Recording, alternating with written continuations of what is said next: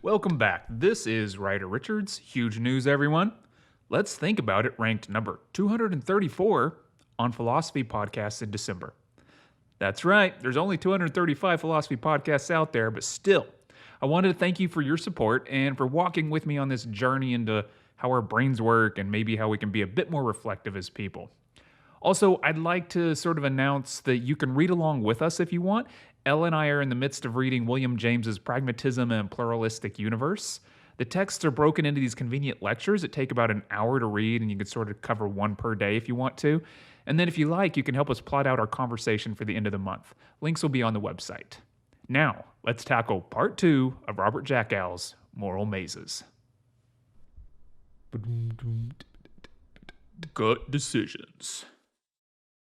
The core of the managerial mystique is decision-making prowess. So, if decisions were easy, they would be made by somebody else. So really, it's only the big money, big risk decisions that are looked at to determine your prowess as a manager. Thousands of jobs and the future of the division are on the line. How do you make the call? By your gut. I mean, geez. Which, of course, some people have more than others, right? So your prowess is really your gut-ess. I mean, they should totally have a trophy of this. I'm sure it'd look like a bowling trophy or something. But circling back, of course, the money-making realm of the corporation, as we've discussed previously, it's not rational. This is a political realm. Therefore, it's an appearances realm. No matter how many spreadsheets you can point to prove your decision was made based on best evidence at the time, that doesn't really matter. Because the rules of managers are, 1, avoid making any decisions if at all possible. And then 2, if a decision absolutely has to be made, involve as many people as you can. And if things go south, you're able to point in as many directions as possible. So pause on that for a second. You rise to authority and power by avoiding decision making. Yes, it is absolute wisdom to stand back and throw others under the bus. And when something goes right, what do? Well, you steal the credit so you can project the appearance of being a decisive decision maker who gets results. So you've heard of this moral dilemma, the thought experiment developed by the utilitarians, guys like Peter Singer. Oh, what a nice day to be standing on a bridge watching the idiots play on the trolley tracks with my chubby buddy George. Oh my God, George, there's a trolley coming, and there's 5 people down there on the track not paying attention. We have to stop the trolley, George. Oh my, no, George, I can't sacrifice myself. I'm much too thin. The only way to save those people is to sacrifice you by pushing your bulky body onto the track to block the trolley. But George, stop struggling. You're going to be a hero, George. Just sacrifice yourself. Now, in the corporate version of this, no one takes any action. The 5 people are hit by the trolley, and then everyone blames everyone else for not jumping.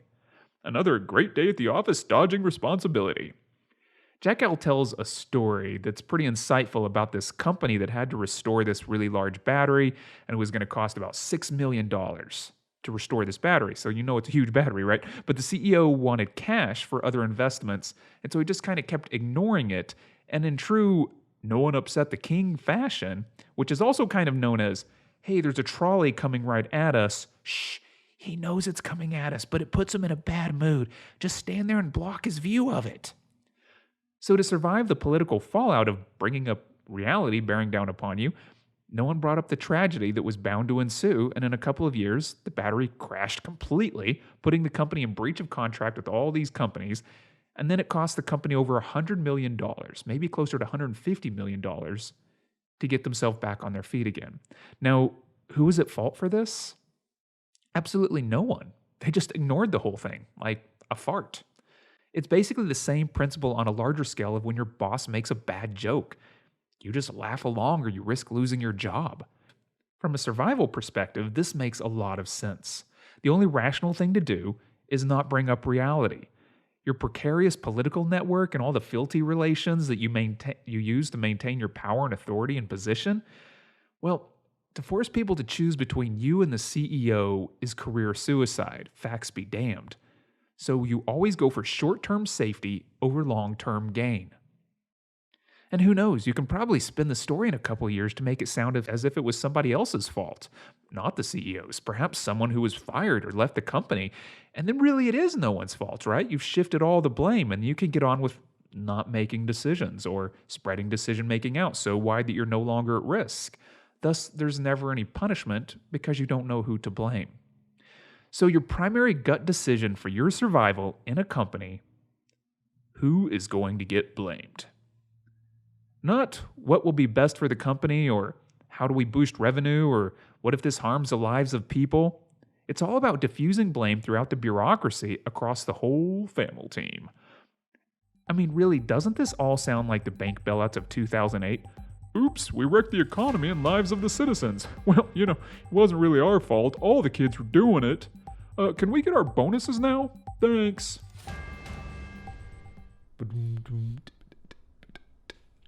Blame time. For managers, to be blamed is to be injured verbally in public. And since we know that image is crucial, this is a serious threat to the men and women in management roles. The wise manager knows it has nothing to do with facts or the merits of a case, but it's a socially construed manifestation. And that's born of 1/3 politics, 1/3 scapegoating, and 1/3 you accidentally walked in on George and Janie getting it on in the stationery closet. Sorry, buddy, wrong place, wrong time.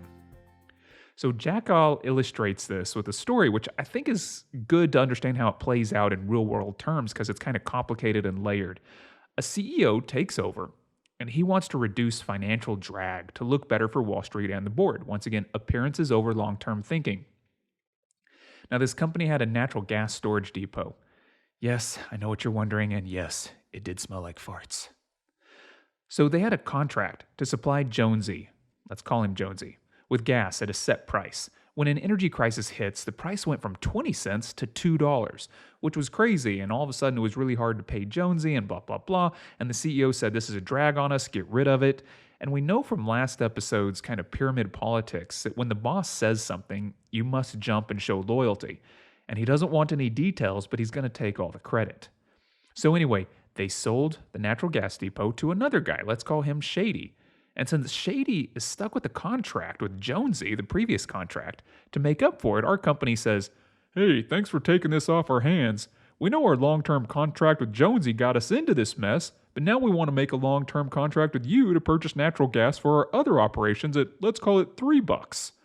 Now, this is obviously stupid, but for appearance's sake, the CEO transferred the financial drag on the capital accounts over to operating expenses. And now, the VP under operations is saddled with exorbitant costs that he had no hand in creating. Now, this undercuts the appearance of his competency, because now they're losing money. But of course, the VP can't just say the truth, which is, this is because our CEO is stupid and cares more about his own appearance than the good of the company. Because, once again, to criticize your boss, to point out the obvious, is to not be a team player. It's to be disloyal. And then you're never going to find another job because you aren't the right kind of person. In the end, the VP resigned to pursue other opportunities. More corporate speak. Once again, this was no fault of the VP. It's merely the capricious machinations of the corporate world. He was in the wrong place at the wrong time. But you ask, Ryder, why couldn't they set up this system for tracking responsibility? Isn't this a bureaucracy? Well, yeah, but if you track subordinates, you would also be tracking the top executives, and no one wants that. So, as Jackall says, bureaucracy expands the freedom of those on top by giving them the power to restrict the freedom of those beneath. In a pure bureaucracy, everything would be tracked. But corporations have a warped bureaucracy in which all systems protect and enable those on top while hindering, demoralizing, and making pawns out of those on the bottom. The top gets away with anything, kind of like Dick Cheney. The less successful in the game of blame would be somebody like a Kenneth Lay or a Bernie Madoff, right?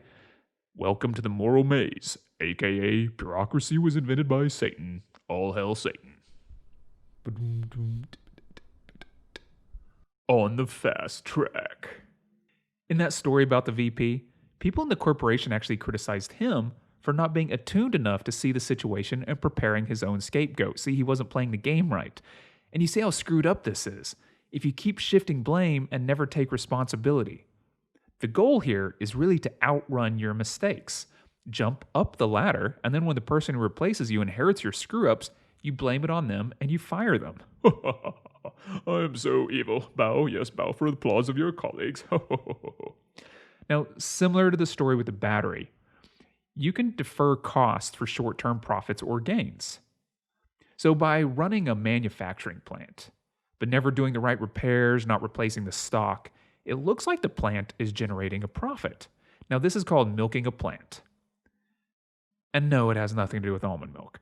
But good-looking numbers get you promoted, and then the next guy has a deteriorating plant that needs repairs and new stock. And of course, a promoted manager, hiding his malfeasance, says, "Well, I ran it for years without a problem. Perhaps you just aren't a capable manager."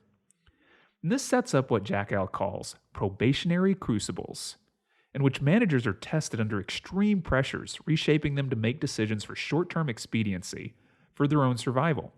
In the end, the games played for a manager to look good and meet the numbers actually cost the company. It's a parasitic relationship that drains the company rather than keeping it healthy. As one manager says, "There is a natural selfishness. People want to make the system work for themselves. And when they get to the top, they can't criticize the system that got them there."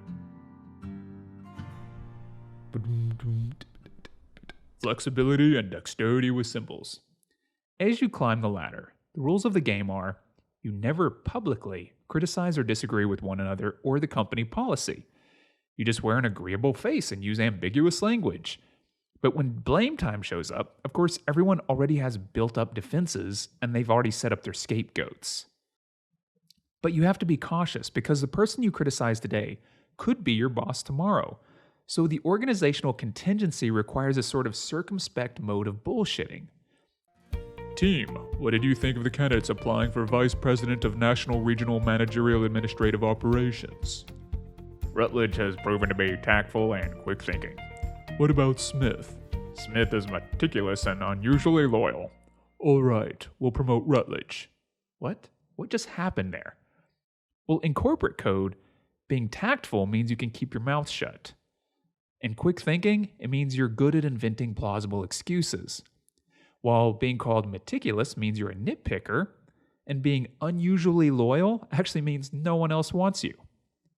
But if this somehow leaks out, you can see how the phrasing is ambiguous enough to allow for another, more appropriate meaning to be applied at a later point in time. So along with the blank, agreeable masks that managers must wear, they must also speak in language that is provisional and non-offensive, hence all the bland codes. Jackall says the higher you go in the corporate world, the better you need to be with manipulating symbols without becoming attached or identified with them. So when the CEO pushes the new management strategy of creating a more humanistic workplace through No Pants Friday, well, you must be the first to take off your pants because of appearances and loyalty. But also, when this backfires due to Milton getting out of control with his swingline stapler, that's the last straw. You must be seen as somehow not actively participating in the initiative. As one manager says, "Where I come from, if you give your word, no one ever questions it. It's the old hard work will lead to success ideology. I'm disadvantaged in a system like this. It's the ability to play this system that determines whether you will rise. And part of the adeptness required is determined by how much it bothers people. One thing you have to be able to do is to play the game, but you can't be disturbed by the game." And you ask, what's the game? Well, it's bringing home the troops from Vietnam and declaring peace with honor. It's saying one thing and meaning another. It's characterizing the reality of a situation with any description that's necessary to make that situation more palatable to some group that matters. It means you have to come up with a culturally accepted verbalization to explain why you are not doing the exact thing that you're doing. Or you say that we had to do what we did because it was inevitable, or because the guys at the regulatory agencies were dumb, or you say that we won when we really lost, you say that we saved money when we squandered it, you say something's safe when it's potentially or actually dangerous. Everyone knows that's bullshit, but it's accepted. This is the game. Thus, truth takes a back seat for the imperative of appearances. Adroit talk requiring moral flexibility and dexterity with symbols. And what happens when there's a definite proof to the opposite? Well, of course, you say you were in accordance with the rules at the time, claim that risk is necessary to make money, while you personally avoid risk by hiding in a bureaucracy. As Jackall says, you socialize the risks and harms of the corporate industry while privatizing the benefits. The bureaucratic ethic. Jackall shows the contrast from the original Protestant ethic, an ideology of self-confident frugality and independence. It championed stewardship of responsibilities, where your word was your bond, but it also signaled success as God's favor, and that was used to explain away the misery of the poor and the unlucky. What has happened is that bureaucracy breaks apart substance from appearance, action from responsibility, and language from meaning. In the corporate world, your success is not dependent on your efforts, but the whims of your superiors and foibles of the market. They are capricious gods, these top-level executives, riding the waves of an impersonal market, and your salvation is linked to your submission and your willingness to offer pleasing sacrifices in hopes of protection and your fear of expulsion into the wilderness. With survival tied to such a fickle mercurial fate, corporate bureaucracy erodes internal and external morality. It generates its own rules and moral standards primarily through social context. What is fashionable becomes true, since everyone is looking at each other for moral cues. But to rise in the ranks, the only virtue to be found is self-interest masked as company loyalty. 2008, the Great Recession.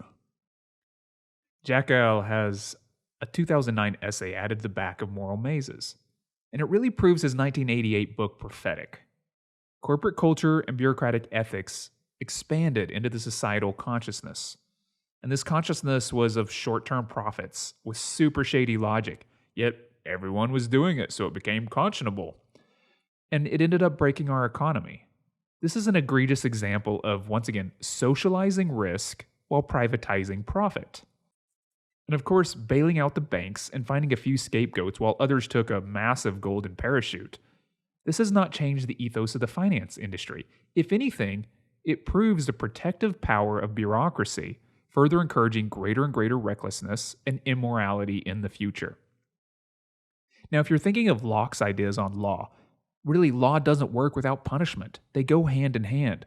And without the rule of law to exercise justice in a society, the social contract is broken. So our government is responsible for the conditions that led to the recession. But they have also internalized this bureaucratic blame game.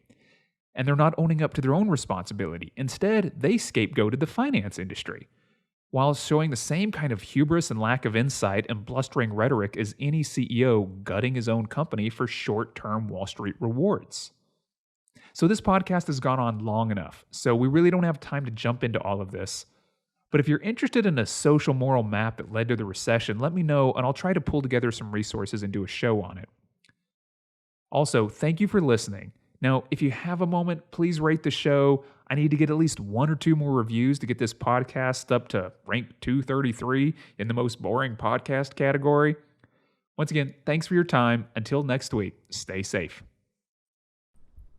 Ba-dum-dum.